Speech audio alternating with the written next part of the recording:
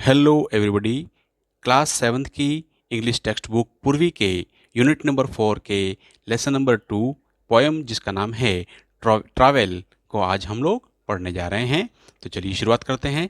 जो लोग मेरे इस चैनल पर नए हैं इसको सब्सक्राइब कीजिए और शेयर कीजिए। हमारी पोएम जिसका नाम है ट्रैवल, इसके जो पोएट हैं या पोएटेज हैं जिनका नाम है एडना सेंट विंसेंट मिले, उनके द्वारा एक यात्रा के बारे में अपने विचारों को लिखा गया है। तो शुरुआत में यहाँ पर एक ट्रेन के माध्यम से आपको यात्रा की अनुभूति को बताया गया है। शुरुआत करते हैं। कवियत्री इस भाग के अंदर अपने पार्ट में कह रही हैं, अर्थात यहाँ पर कहना चाह रही हैं कि इस रेल की पटरी, the train rail roads track is miles away, जो रेल की पटरियाँ हैं वो यहाँ से मीलों दूर हैं। And the day is loud with voices speaking, और यहाँ जो लोगों की बातचीत है पूरे दिन आवाज़ों के शोर से भरा रहता है या भरी रहती हैं। Yet there is not a train goes bye all day, यहाँ पर पूरे दिन भर वहाँ से कोई ट्रेन न गुजरे but I hear its whistle shrieking, लेकिन मुझे उसकी सीटी की तेज आवाज़ सुनाई देती है। यहाँ पर कवियत्री को ट्रेन की आवाज़ सुनाई देती है और वह उसको देख करके अपने विचारों को लिखना शुरू कर देती हैं। यहाँ पर कवियत्री जो हैं अपने रोज़मर्रा के जीवन और लोगों की भीड़ में व्यस्त हैं, लेकिन उनका जो ध्यान है वो हमेशा रहता है। ट्रेन बहुत दूर है फिर भी उनके मन में उसकी सीटी की गूंजती रहती है। अगली पंक्तियों में कह रही हैं, all night is there is not a train goes by though the night is still for sleep and dreaming, अर्थात पूरी रात वहाँ पर कोई ट्रेन नहीं गुजरती है और यहाँ पर रात को सोने और सपने देखने के लिए बिल्कुल शांत है।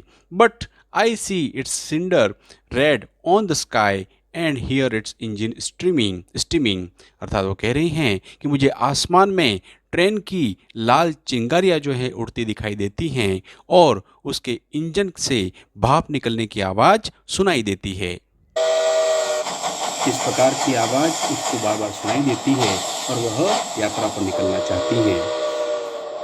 अर्थात इन पंक्तियों में वह कहना चाह रही हैं कि रात का समय आराम करने के लिए होता है, लेकिन कवियत्री का जो मन है वह रात में भी शांत नहीं बैठता। वे सोते जागते सिर्फ ट्रेन की कल्पना करती हैं। उन्हें इंजन का धुआं और उसकी लाल चिंगारियाँ साफ दिखाई देती हैं। अगली जो पंक्तियाँ हैं वो कह रही हैं, my heart is warm with the friends I make and better friends I will not be knowing, yet there is not a train I would take no matter where it is going. वो कह रही हैं, जो दोस्त तो मैंने बनाए हैं उनके लिए मेरे दिल में बहुत ही प्यार और अनुभूति है और मुझे पता है कि मुझे इनसे अच्छे दोस्त कभी नहीं मिलेंगे। फिर भी ऐसी कोई ट्रेन नहीं है जिस पर मैं सवार न होना चाहूँ, चाहे वह किसी भी दिशा में यहाँ कहीं भी जा रही हो। ये दूरियां भी कितनी अजीब हैं। वह अपने भावों को दोस्त याद आते हैं तो सफ़र भी छोटा लगता है। यहाँ पर कवियत्री जो हैं वह कह रही हैं या साफ करती हैं कि वे अपने जीवन या अपने दोस्तों से दुखी नहीं, वे अपने दोस्तों से बहुत प्यार करती हैं, लेकिन नई जगहों को तलाशने की उनकी इच्छा इस सामाजिक जुड़ाव से कहीं ज़्यादा बड़ी है। वे बस किसी ट्रेन में बैठकर अनजान सफ़र पर निकल जाना चाहती हैं।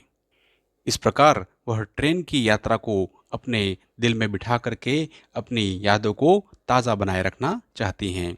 इस प्रकार से यहाँ पर एडना सेंट विंसेंट मिले की यह पोएम यहाँ पर समाप्त होती है। Thank you.